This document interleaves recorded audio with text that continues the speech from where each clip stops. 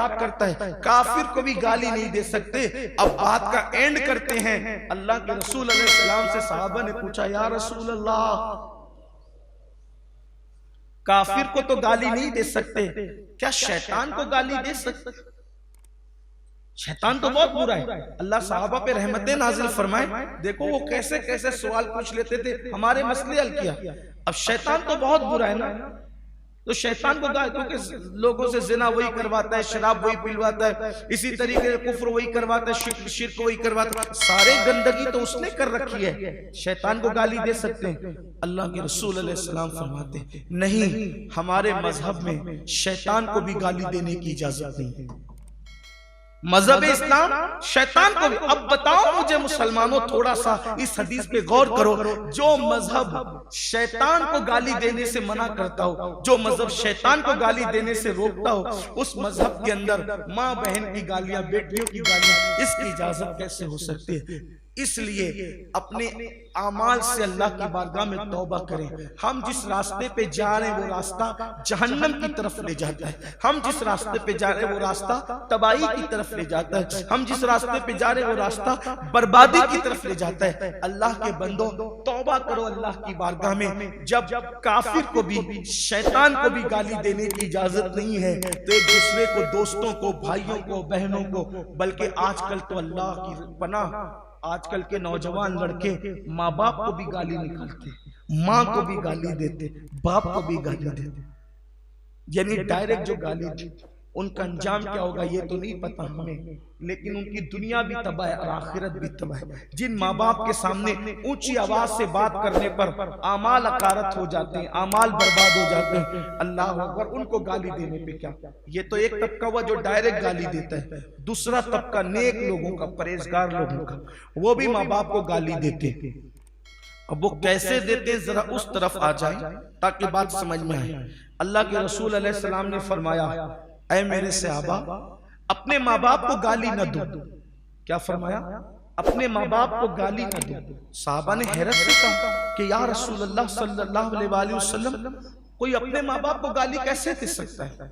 जाहिर सी बात है वो नेक लोग थे, परहेजगार थे, अल्लाह वाले थे, तो उनको हैरत हुई कि या रसूल अल्लाह सल्लल्लाहु अलैहि वसल्लम, कोई अपने माँ बाप को गाली कैसे दे सकता है? अब देखो हम एक दिन में अपने माँ बाप को कितनी गाली देते हैं, जरा इस पे ध्यान देना। अल्लाह करे जिन तक बात पहुंचे उनको एहसास हो कि एक दिन में अपने माँ बाप को तुम कितनी बार गाली देते हो। तो सहाबा किराम ने अर्ज़ किया, या रसूल अल्लाह सल्लल्लाहु अलैहि वसल्लम, अपने माँ बाप को कोई गाली कैसे दे सकता है? तो आका करीम सल्लल्लाहु अलैहि वसल्लम ने फरमाया, तुम किसी के माँ बाप को गाली मत दो, क्योंकि जब तुम किसी के माँ बाप को गाली देते हो तो जवाब में वो पलट कर तुम्हारे माँ बाप को गाली देता है। तो मतलब तुम ही ने गाली दी अपने माँ बाप को। क्यों? क्योंकि अगर तुम किसी के माँ बाप को गाली न देते तो कोई तुम्हारे माँ बाप को गाली क्यों देता? तो तुम्हारे माँ बाप को गाली किसकी वजह से पड़ी? तुम्हारी वजह से। इसलिए तुम अपने माँ बाप को गाली मत दो, यानी तुम किसी के माँ बाप को गाली दोगे तो वो पलट कर तुम्हारे माँ बाप को गाली देगा। इसीलिए अल्लाह के रसूल अलैहिस्सलाम ने फरमाया, अपनी बीवी के सामने उसके माँ बाप को बुरा मत कहो। क्यों?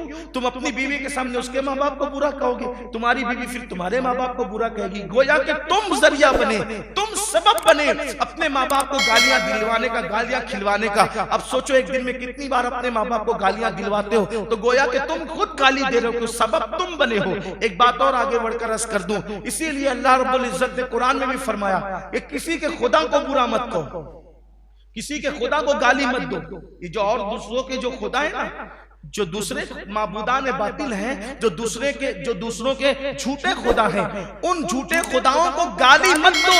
अगर तुम उनके झूठे खुदाओं को गाली दोगे तो वो पलट कर तुम्हारे सच्चे खुदा को गाली देगा। इसलिए दूसरों के मजहबी रहनुमाओं की हतक नहीं करने की जरूरत है, उनको गाली देने की जरूरत नहीं, उनकी बुराई करने की जरूरत नहीं है। वजह क्या होगी? क्योंकि हम उनको कुछ बुरा भला कहेंगे, वो पलट करके हमारे बुजुर्गों को, हमारे आकाओं को, हमारे खुदा को, हमारे नबी को बुरा कहेंगे। यानी इस्लाम कितनी एहतियात बता रहा है। काफिर को गाली देने की इजाजत नहीं, शैतान को गाली देने की इजाजत नहीं, दूसरों के झूठे खुदाओं को गाली देने की इजाजत नहीं। अब आप मुझे बताएं फिर हम किस रास्ते पर जा रहे हैं। इसलिए अल्लाह के बंदो, अल्लाह की बारगाह में सच्ची तौबा करो और अल्लाह की बारगाह में पलटो। आज से ये अहद करो कि कितने भी गुस्से में आएंगे कभी गाली नहीं देंगे। अल्लाह के रसूल अलैहि सलाम जब बहुत ज्यादा गुस्से में आते थे, बहुत जलाल में आते थे, क्या फरमाते थे पता है? हाय हाय हाय। एक जुमला हुजूर की जबान से अक्सर सुना जाता था। हुजूर कहते थे तेरी नाक खाक आलूद हो। क्या कहते थे?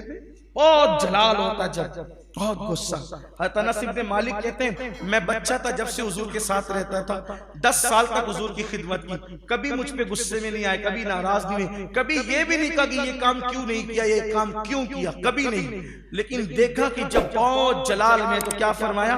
तेरी नाक खाक आलूद हो, तेरी नाक खाक आलूद हो। अब इसको मैं तसव्वुर में देखता हूं, इसका तर्जुमा लोगों ने अलग अलग किया, लेकिन आज मैं इसका तर्जुमा अलग अपने अंदाज में करना चाहता हूं।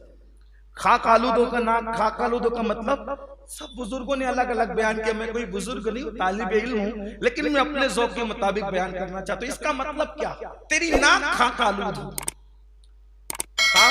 क्योंकि मस्जिद नबवी में उस दौर में चटाई नहीं थी, मुसल्ले भी नहीं बिछा करते थे, तो मुसलमान नमाज पढ़ते थे मिट्टी में। तो मिट्टी में नमाज पढ़ते थे तो पेशानी और नाक को खाक लग जाती थी।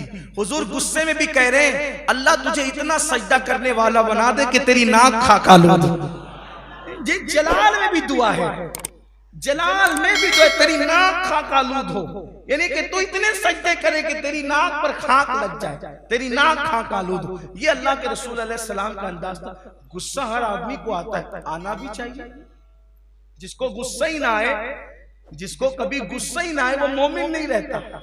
मोमिन की शान है गुस्सा, मोमिन की शान है। कोई कहता है मुझे भूख ही नहीं लगती, तो डॉक्टर लोग क्या कहेंगे? आपको बीमारी है। भूख लगने पे आप कम खाते हैं, आपका हुनर है, आपका तकवा है, लेकिन भूख ही नहीं लगती, बीमारी इलाज कराओ। तो ऐसे कोई कहे कि भाई मुझे गुस्सा नहीं आता, भाई आपको इलाज कराना चाहिए। मोमिनाना शान खत्म तो नहीं, गुस्सा आना चाहिए, मगर गुस्सा किस पर आए? अपनी जात के लिए ना आए, अल्लाह रब्बुल इज्जत के लिए गुस्सा है।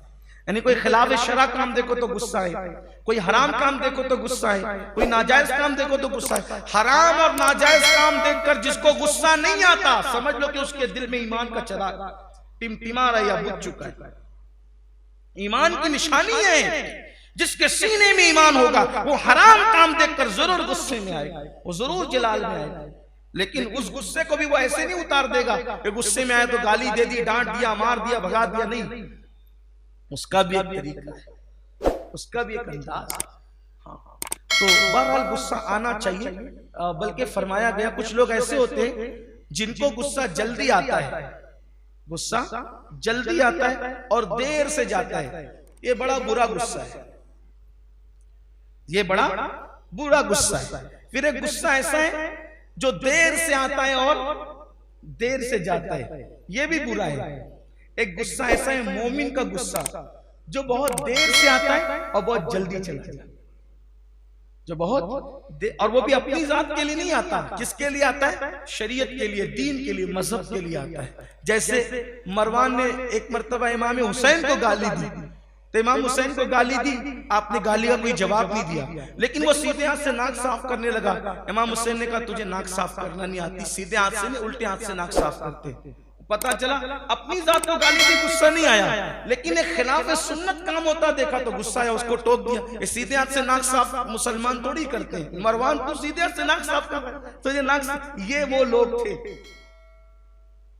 जो अहले बैत का मुकाबला करने चले थे और जिनको नाक साफ करना भी नहीं आती। हम कहते हैं ना, वो जिनको नाक साफ करना नहीं आती वो ये काम करेंगे, तो वो यही था जिनके पास इल्म था वो कभी नहीं टकराए नबी के खानदान से, जिनके पास तकवा था वो कभी, जिनको नाक साफ करना नहीं आती थी वो टकरा रहे थे। पता चला उनकी हैसियत क्या थी, किस हैसियत के लोग थे वो जो नबी के खानदान से टकराने के लिए निकले थे। वो सीधे हाथ से नाक, तो इमाम हुसैन ने कहा तुझे नाक साफ करना नहीं आती, गुस्सा आया आपको, गाली पर नहीं आया, गाली पर नहीं आया, खिलाफ सुन्नत काम देखा तो गुस्सा है, लेकिन फिर भी कितने अच्छे अंदाज देखा। मुसलमान सीधे हाथ से नाक साफ नहीं करता, मुसलमान तो उल्टे हाथ से, उल्टा हाथ इसीलिए दिया। मुझे एक बात और याद आई, टाइम वाला क्या हो गया।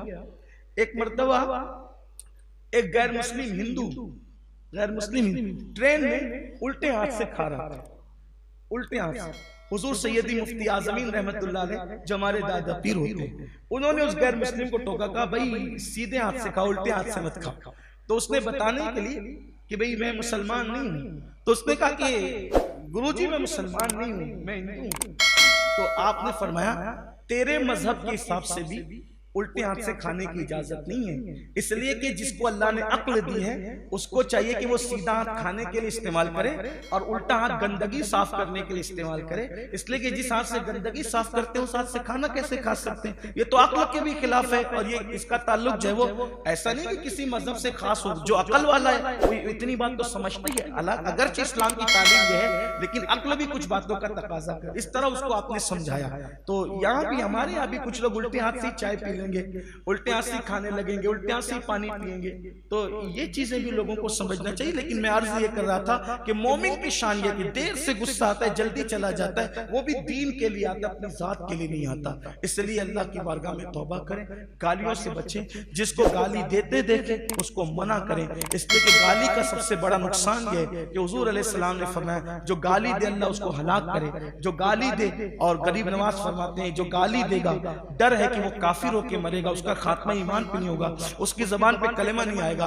और गाली देने वालों का बदअंजाम ये है कि मेरे आका अलैहिस्सलाम फरमाते हैं, हदीस पाक का मफहूम है, जो गालियां देकर लोगों के दिलों को छलनी करते हैं, चाहे वो जहन्नम के अंदर उनके होंठों को और जबड़ों को आग की कैंची से काटा जाएगा। अल्लाह हम सब के हाल पे रहम करम फरमाए।